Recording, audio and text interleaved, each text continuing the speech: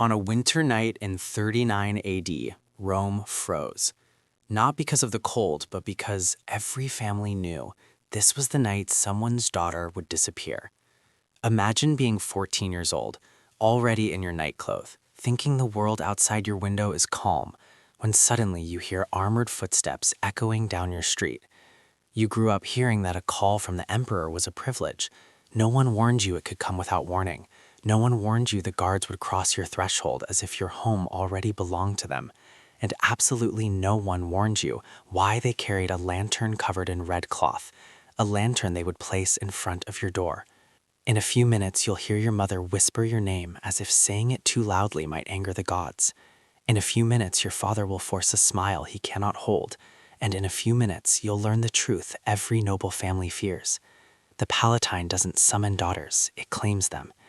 And if you think Flavia's nightmare begins here, you're wrong. What's waiting for her inside the palace makes this moment feel merciful. This isn't rumor.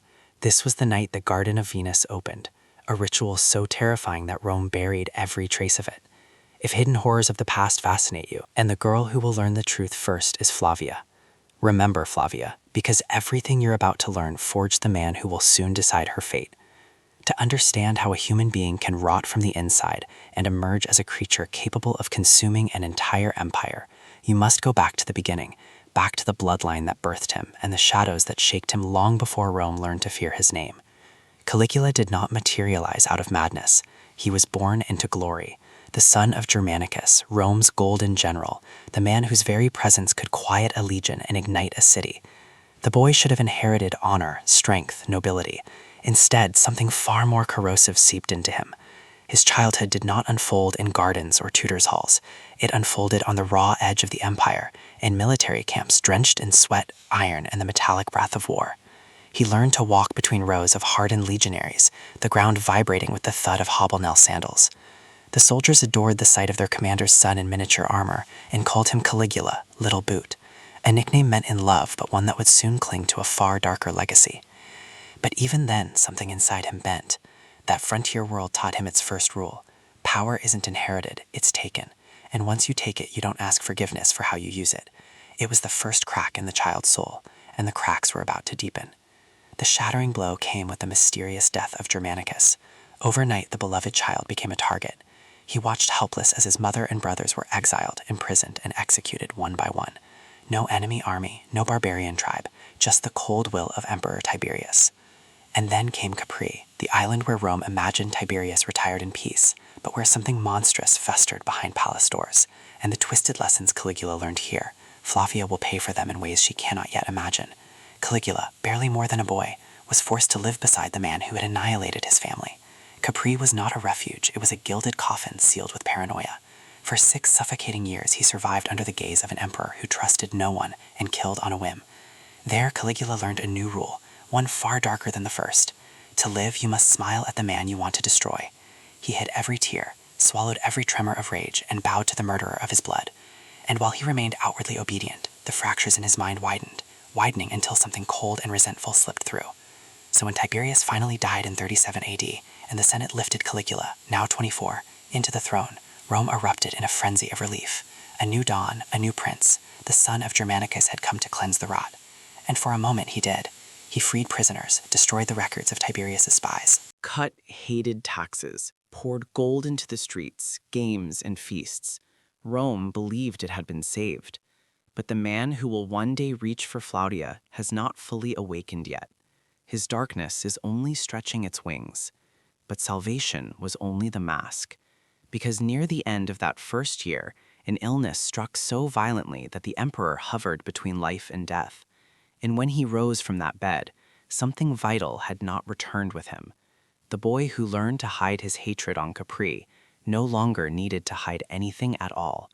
Standing atop the Palatine Hill, staring down at a city that worshipped him, Caligula finally grasped a terrible truth. At the peak of absolute power, there are no gods left above you, only victims below. The cheers of the masses, the trembling silence of the Senate, these did not humble him. His sanity sloughed away like dead skin, and beneath it emerged the creature Capri had carved.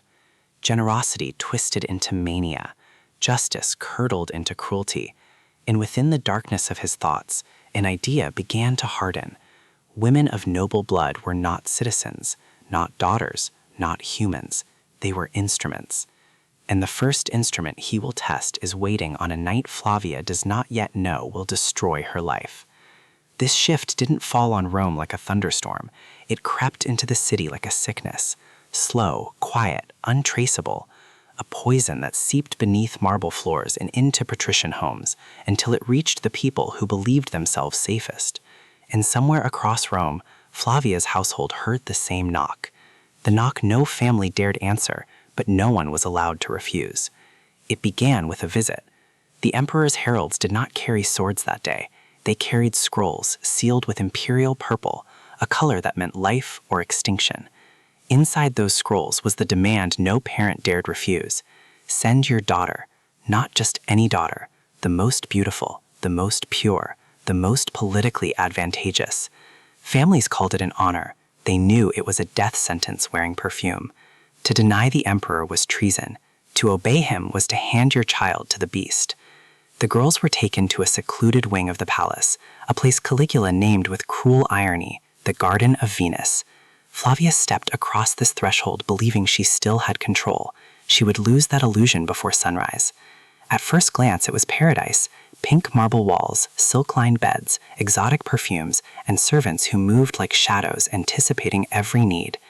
The daughters of Rome stepped inside, believing they had been chosen for sacred service. But slowly, agonizingly, they realized the truth. Paradise was only the decoration. The prison was everything beneath it. And the real purpose of this place, the horror it concealed, was still waiting to reveal itself. And the worst part, this was only the beginning. Because once Flavia's summons came, she would learn the garden did not break girls quickly. It broke them slowly enough for them to understand every step of their undoing. The jewels they were forced to wear weren't decorations. They were chains, heavy gold, cold against their skin, branding each girl as state-owned property. The transparent silks were worse, garments designed not to clothe them, but to expose them, to remind them that their bodies no longer belonged to themselves. Their names were the first thing Caligula erased. Real names were dangerous. Real names meant identity. So he replaced them with numbers, mockeries, and humiliating nicknames whispered by the emperor himself. With every stripped identity, the Garden of Venus tightened its grip. But the true weapon of the system wasn't jewelry, silk, or even fear. It was waiting, a torture that spilled no blood and left no visible scars, yet hollowed them from the inside out. They never knew when the summons would come. It could be tonight, it could be weeks from now, and every moment in between was an execution by anticipation. The echo of Sandals in the hallway made their hearts rupture with terror. Breathing became a chore. Sleep became impossible. By the time Caligula ever touched them, the psychological damage was already complete. They were prey softened for the killing. And when the summons finally arrived, it led them not to a private chamber, but to the emperor's nightly theater, the banquets. The young women were paraded before Rome's elite like exotic animals on display. Not guests, but living ornaments. Caligula walked among them with the arrogance of a butcher choosing cuts of meat. He commented loudly on their bodies, mocking, praising, ranking, stripping away the last shreds of dignity they clung to. But the real cruelty wasn't his voice. It was the silence of the men who should have protected them. Fathers, uncles, fiancés, all seated at tables of honor, forced to nod at the emperor's obscenities, their smiles stretched so tight they looked carved on. Any flicker of discomfort, any tremor of disgust could condemn them or the girl to immediate death. That silence was its own kind of execution. And then came the final act. Not chaos, not frenzy, but a ritual rehearsed like theater. Soft music played to smother the screams. Selected spectators watched in forced admiration, and unspoken rules governed every movement the victim had to make. This wasn't pleasure for Caligula. This was choreography, a show, a demonstration that he owned not just bodies, but souls. And Flavia, standing under torchlight, realized the emperor didn't even see her as human anymore. He saw her as a classroom where he practiced cruelty. Take Flavia, daughter of a respected consul. When she crossed the threshold of the Garden of Venus for the first time, she still believed she might serve in ceremonies or walk beside the emperor. For the first days, Caligula showered her with gifts, attentiveness, even counterfeit gentleness. It disarmed her, it softened her, it set the trap. And when it finally snapped, when the illusion shattered and the truth bared its teeth, Flavia understood the one rule that governed this palace. You cannot resist a man who believes he is a god. Caligula wielded cruelty with expertise. He alternated brutality with feigned affection, beating a girl one night and weeping in her lap the next as he offered jewels worth kingdoms. This emotional whiplash rewired the mind. Victims no longer saw him clearly. Hope and terror blended, comfort and violence fused. The one who broke them became the only one who could soothe them, a dependency engineered to make escape impossible. But Caligula wasn't finished. He destroyed solidarity next. Flavia tried to disappear into the crowd of victims, but in the Garden of Venus, being invisible could get you killed just as quickly as being noticed. He ranked the girls who pleased him most, who disappointed him, who would receive savor or punishment. He turned them against one another until they clawed for crumbs of safety, each girl seeing the others not as companions, but as competition for survival. Unity died, and once unity died, the emperor owned everything. And when he tired of one of them, he didn't free her, he sold her. Clandestine auctions inside the palace walls offered broken young women to senators and generals, the same men who governed Rome by day.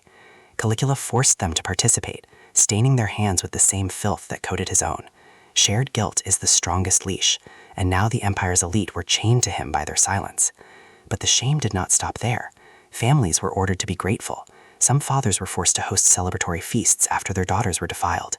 They toasted their child's honor while swallowing their horror like poison. In the Palatine, gratitude became another word for despair. And through all this, surveillance tightened like a noose. No corner was safe. Guards, slaves, spies, eyes everywhere. Even one muffled cry in the night could be reported as rebellion. Inside the Garden of Venus, layer after layer of humanity was scraped away, until nothing remained but flesh, fear, and the echo of footsteps coming closer. By 40 and 41 AD, the palace atmosphere had become toxic enough to suffocate.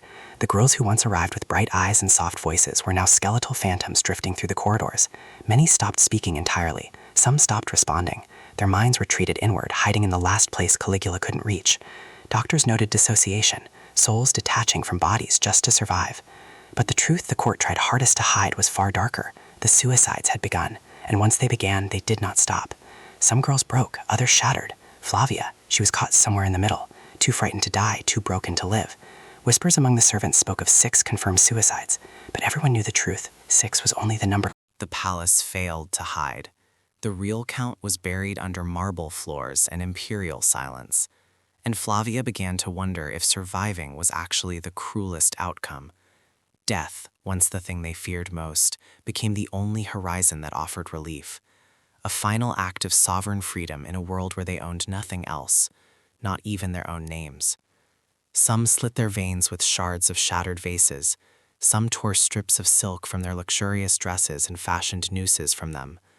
Others simply climbed the balconies and stepped off, letting gravity deliver the mercy their emperor never would. For these girls, the cold arms of death were kinder than Caligula's touch. But the emperor was not satisfied. In his delusion of godhood, he devised a new cruelty, a torment so perverse it attacked the victims through the people they loved. He allowed parents to visit their daughters, not to rescue them, not to comfort them, but to watch them suffer. The girls were painted, perfumed, dressed in silks to hide their bruises. They were forced to smile, forced to act, forced to lie, their horror concealed by cosmetics and trembling lips.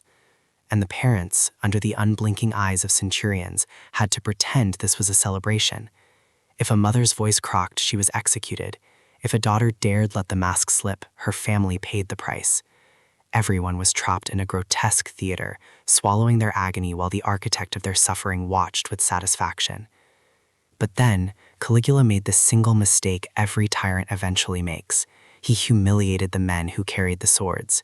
Destroying women wasn't enough. He needed to emasculate the pillars of Rome itself. He dragged senators to watch their wives be violated. He mocked commanders of the Praetorian Guard, stripping them of dignity in front of their own men. He forced honored soldiers to utter vulgar passwords designed to degrade them. And among those soldiers was a man whose loyalty had once been unbreakable, Cassius Chaerea, a hardened veteran and faithful servant of Germanicus. Caligula's mockery of him was relentless. The emperor thought himself untouchable. He believed no blade would ever dare rise against him. He was wrong. The hatred in Chaerea and the conspirators mutated into something no longer political. It became survival. Caligula, once a useful tool, had become a malignant tumor eating through the Roman state. And on January 24, 1 AD, the tension finally exploded. During the Palatine Games, Caligula left through a private underground corridor, the Cryptoporticus, to take a bath. He entered the dim stone passageway, believing himself immortal. He would not leave it alive. Turea and the conspirators blocked his path. There was no speech, no trial, no warning, only steel. The first strike, a blade to the neck, shattered his larynx, silencing the man who had demanded to be worshipped as a god. His cries choked in a flood of his own blood. Then came the frenzy. More than 30 stab wounds tore into him. The self-proclaimed Jupiter of Rome fell to the ground, writhing, pleading, dying like the terrified mortal he truly was. His life ended in a puddle of blood, humiliation etched across his contorted face. But the nightmare was not over. Just a few meters away, sealed inside the Garden of Venus, the young women heard the chaos, the screams, the metal clashing, the thunder of rushing feet. They huddled in corners, shaking, unable to understand whether this was salvation or another form of doom. Then silence. Not the heavy silence of oppression, but the empty, unfamiliar silence of a world where the monster was suddenly gone. Yet none of them dared move, because after years in that palace they understood one thing with horrifying clarity. When something ends in Rome, something worse often begins. And they were right to fear. Caligula's death did not birth a golden dawn. It opened a void. His Germanic bodyguards, discovering their emperor dead, erupted in blind fury. The palace transformed into a slaughterhouse within minutes. They cut down servants, officials, anyone unlucky enough to cross their path. For the young women, the Garden of Venus became a death trap. Some fled barefoot through corridors littered with broken glass and bodies. Others, paralyzed by years of conditioning, barricaded themselves in their chambers, gripping each other in the dark, waiting to see whether the next hand on the door would kill them or free them.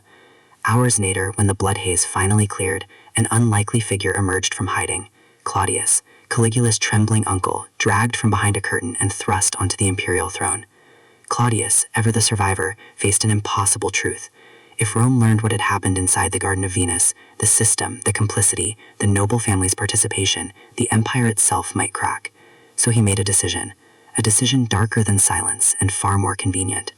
For the survivors of the Garden of Venus, Rome's solution was not justice, it was payment. A cold transaction meant to suffocate the truth before it could take a single breath. The palace returned the young women to their families draped in gold, clothed in expensive fabrics, and carrying dowries large enough to silence an entire city. But every coin carried the same unspoken command: forget. Forget what happened, forget who did it, forget the daughters Rome fed to a god who wasn't a god at all. No trials were held, no accomplices were punished. Rome simply folded the truth into the shadows and buried it under layers of official silence. The girls returned to their villas, but the people who came home were not the ones who left. They were shells, walking corpses, bodies that still breathed, but souls that had died on the Palatine Hill and were never permitted to return. In cruel Roman society, a noble woman's worth lived and died with her chastity, and though these girls were victims, children crushed beneath a system they could not resist, the stain followed them like a curse. Family honor was ranked above truth, above compassion, above their lives. Most never married, most never lived. They were hidden inside rooms in distant wings of their estates, kept away like shameful relics, seen only by the servants who left food at their doors. Their trauma unfolded in agonizing, predictable patterns. A hand on their shoulder triggered panic. A sudden noise made them collapse in fear. Sleep brought nightmares so vivid they woke screaming night after night. Physical captivity had ended, but the prison in their minds had no guards to kill, no emperor to overthrow, no key that could unlock them. For them, freedom was not a victory, it was a sentence, a lifelong exile inside their own bodies. Rome looked away. Rome always looked away. It was easier to blame the women than to confront its own corruption, easier to bury a crime than confront a civilization's rotting foundation. Because the truth of Caligula's reign was never about one man. It was about the system that built him, fed him, protected him, and allowed the Garden of Venus to exist in the first place. Later historians could argue over the exact details, whether Suetonius embellished, whether rival dynasties magnified his cruelty, but the convergence of sources tells us one thing without question. A machine of abuse existed, a machine built to satisfy one man's darkest impulses, and Rome allowed it to operate in silence. This wasn't an isolated horror, it was a flaw in the empire's very architecture. Rome concentrated its legislative, judicial, military, and even divine power into the hands of a single man. No checks, no limits, no escape if the wrong man climbed the throne. Caligula proved how thin the line truly is between civilization and savagery, between order and chaos, between ruler and monster. And that line was drawn not on marble, but on the bodies of the nameless girls who perished in the Garden of Venus. Rome built wonders that survived millennia, arenas, aqueducts, law codes, but it failed at the simplest duty of any society, to protect its most vulnerable from the predators at the top. The story of these women is not just a historical tragedy, it is a warning that echoes across time. A nation may reach the summit of power, but if it sacrifices human dignity in the process, its legacy will be written not in glory, but in shame. History is often shaped by the victors, but shadows have a way of surviving.